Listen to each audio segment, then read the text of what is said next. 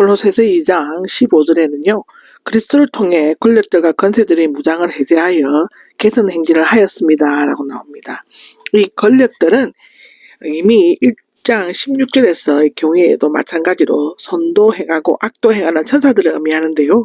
여기에서는 특히 악한 천사들과 영적인 세력들을 가리킨다고 볼 수 있습니다. 무장을 해제하다는요. 타동사로 해석하여 전투에서 승자가 패자의 옷과 모든 미gin을 빼앗아 완전히 무장을 해제시키는 것을 의미하는데 공공연한 구경거리가 되었게 하였으면이 나옵니다. 이것들은 개선 행진을 하였습니다의 승리를 축하하다의 의미로 골로새의 거짓 교사들은 하늘의 천사들이 큰 권세를 가졌고 사람들을 지배한다고 가르침으로써 천사들의 중재를 중요시하기로 만들었지만 그리스도께서는 그들을 무장해제시키고 많은 사람들의 구경거리가 되게 하셨으며 승리의 개선 행진을 하셨다고 고린도후서 2장 14절, 마태복음 12장 29절, 로마서 16장 20절에는 이야기하고 있습니다. 이것은 당시 로마 장군이 개선하여 장면을 연상케 하는데 일단 전쟁에서 승리를 하며 유륜마차로 된 전차 위에서 사람들의 대대적인 환영을 받았고 그 뒤에는 정복당한 왕이나 지휘관들이 쇠사슬에 묶여 끌려갔다고 합니다. 그리스도를 통해는 그것 안에서로 인칭대명사일 경우에는 그리스도, 지시대명사일 경우에는 십자가로 해석한다고 합니다. 둘 다 어떻게 해석하든지 상관없다고 하는데요.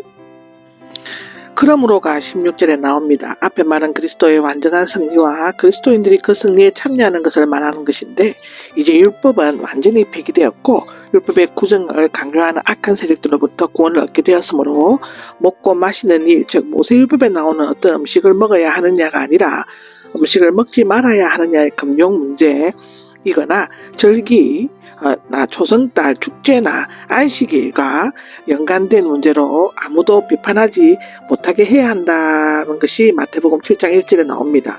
하나님께서는 모든 음식을 다 먹을 수 있다고 말씀하셨고 음식을 가리지 않고 먹는다고 정죄하시는 분은 아니십니다. 이것을 금하는 것은 귀신의 가르침이며 그리스도께서는 이런 악한 세력에 대해 승리하셨습니다. 골로새서 2장 15절에 나옵니다.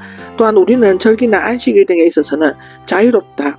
물론 기독교인들도 건강상의 이유로 음식을 가려 먹거나 절기나 안식일을 지키는 일에 있어서 엄격하지 못할 때도 있지만 언제나 감사함으로 자발적으로 지킨다는 점에 있어서 율법적으로 억지로 지키는 유대인들과는 근본적인 차이가 있다고 디모데전서 4장 3절에는 얘기하고 있습니다.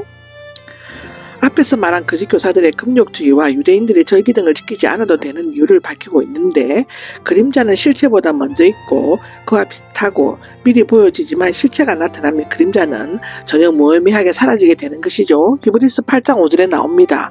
구약은 장차 올 것에 대한 그림자, 곧 상징 또는 예표이고 예를 들면 각종 제사는 예수님의 희생의 죽음, 유월절을 그리스도의 속죄의 피 흘림, 안식일은 성도의 안식을 예표한 것이었으며 그리스도께서 오심으로써 그 실체가 분명히 드러나게 되는 것입니다. 그리스도의 머리 되심을 인정하지 않는 율법적 신비주의가 18절 19절에 나옵니다. 골로새의 거짓 교사들은 하나님을 너무 숭고하시고 절대자이신 예수님께 무가치한 인간은 감히 예배드릴 수 없고 가까이 올 수 없기 때문에 겸손한 채 하면서 그 대상을 낮춰 하나님께서 창조하셨고 하나님께 중개해주는 영적 존재인 천사를 숭배해야 한다고 주장하였습니다. 하나님께 신실하게 예배드리는 대신 천사를 숭배하는 것은 성경이 금하고 있습니다. 출애굽기 20장 3절 4절에 나오죠. 미혹해하는 영에 의한 율법주의는 이 세상의 초보적인 원리로 신비적 명상에 빠지게 하는데 이 율법적인 신비주의자들은 자기가 본 것 등의 사본에는 보지 못한 것으로 되어 있음에 대해 매우 자세히 말하고 있습니다. 그 육신의 생각은 외적인 것에만 가치를 두고 유물적 관능적인 사고방식으로 성령의 생각과는 반대가 되는 죄의 본성을 띤 타락한 인간의 생각이고 하나님께로부터 오는 계시가 아닌 인간적인 감정이나 이성을 따라 이유 없이 까닭 없이 교만에 부풀려 있다입니다.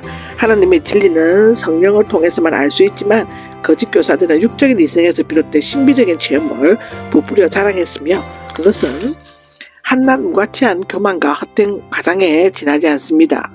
꼭 아셔야 됩니다. 그래야지 사이비 종교에 빠지지 않습니다.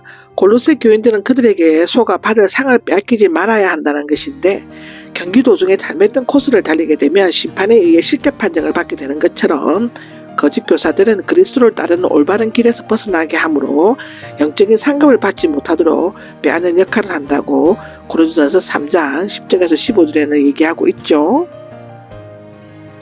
거짓 교사들은 자신들이 고차원적인 영적 실체인 천사들과 접촉하고 있다고 주장합니다. 실제로는 머리이신 그리스도를 붙들지 않고 떨어져 있는데 온몸, 즉 교회 또는 우주와 그 가운데 있는 천사들을 비롯한 만물은 머리로부터 간지를 통해 영양분을 공급받고 서로 연결되어 있는데, 그리스도는 하나님께서 자라게 하시는 대로 자랄 수 있는 생명을 공급하시는 분이죠. 거짓 교사들은 참 실제이며 생명 대신 그리스도에 붙어 있지 않으므로 생명을 공급받지 못하여 자라지 못하고 결국에는 시들어버리고 말게 된다는 것입니다. 그리스도께서 폐기하신 것을 주장하는 금욕주의가 20절에서 23절에 나오죠. 율법주의와 신비주의에 뒤따르는 것은 육체적인 자기 부정을 주장하는 금욕주의인데요. 이것은 하와와 죄를 범하는 것이 자신의 욕망을 다스리지 못했기 때문이라는 일종의 죄책감 같은 것에서 비롯되었다고 할 수 있습니다. 창세기 2장을 보면 그렇습니다. 그러나 그리스도께서는 자신의 죽음을 통해 모든 죄책을 제거하시고 온전한 자유를 주셨다고 골로새서 2장에는 얘기하고 있죠. 그리스도인들은 세례를 통해 그리스도와 함께 죽은 자들이다 때 따라서 죄와 자신, 율법, 세상뿐만 아니라 이 세상의 초보적인 논리에 대해 죽었기 때문에 더 이상 육체를 따라 율법에 복종해야 할 의미가 없다는 것입니다. 그럼에도 불구하고 골로새 교인들이 여전히 이 세상에 속해 사는 것처럼, 즉 회개하거나 믿음이 없이 율법을 주인으로 섬기고 죄에 대해서 사는 것처럼 손대지 말라, 맛보지 말라, 만지지 마라와 같은 규정들이 즉 엄격한 금욕적 규정으로서 모세율법에도 이와 같은 계명이 있었습니다. 그것에 굴복하는 것에 대해서 책망하면서 따져묻고 있습니다. 그러나 더러운 물건에 손대거나 만지거나 어떤 것을 마신다고 해서 마음이 더러워지거나 생각이 부패해지는 것은 아니죠. 참된 영성의 죄에 대해 죽게 하신 그리스도와의 연합 속에서 성령의 능력을 통해 얻어지는 것입니다.